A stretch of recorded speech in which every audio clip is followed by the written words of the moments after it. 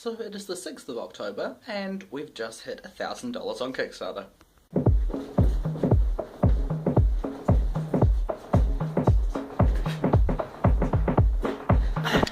Now, I'm not actually going to be reviewing a board or card game for you today, because I'm going to be talking about Fiasco.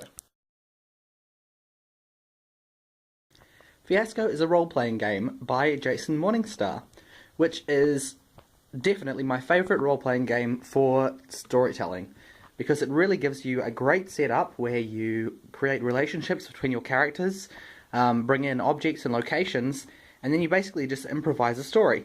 But it has some rules and a couple of dice rolls that happen that let you manipulate the way that the story works for you and the other characters. Now, in the book, and provided in various places on the internet, you get these playsets, which have a setup so that you can create characters in a particular setting. So this playbook is called The Ice. You'll roll dice, and then you'll take it in turns to give those dice to each other to create relationships between yourself and the characters to your left and to your right. So rather than just making up a character in isolation, you're creating them by how they relate to other people, which is a brilliant idea and really makes them interact in interesting ways. So, for example, you might choose number 6 and then further define that, so it's a soul. It's the only survivors. So you and the person to your left or right are the only survivors from something. You'll probably decide that a bit later. After discovering a few bits of information about your characters, you'll take it in turns, where it'll be one person's turn to have their own scene. And when it's your scene, you get to choose whether you want to establish the scene or resolve the scene. If you choose to establish, that means you say basically what's happening at the start of the scene and what your character wants to do. And then you play out the scene. Any other characters that are involved, if they're played by people at the table, they'll come forward and say what they're going to say to your character. And if it's just other random characters, anyone can step forward and be that character, which is great.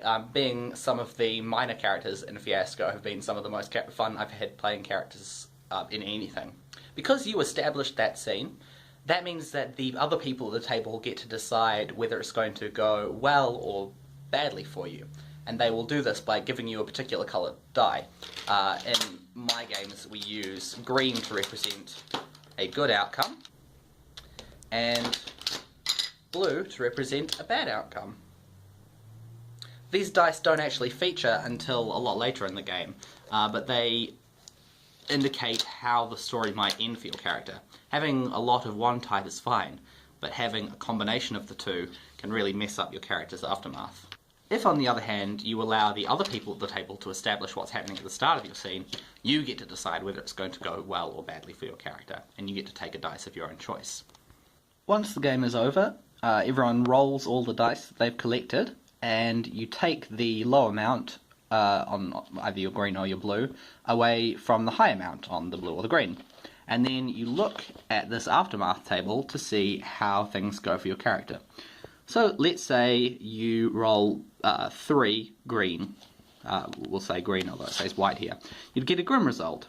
So the stress and trauma from your little adventure are going to haunt you forever. Bits of your soul are destroyed and you're missing a piece or two. In a few years children are going to cry when you get too close. All your plans have ended in complete ruin.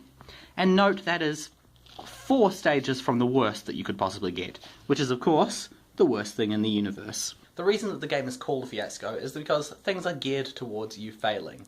Although you may have amazing plans, you may do very, very well for a short time, eventually things are all going to turn to custard.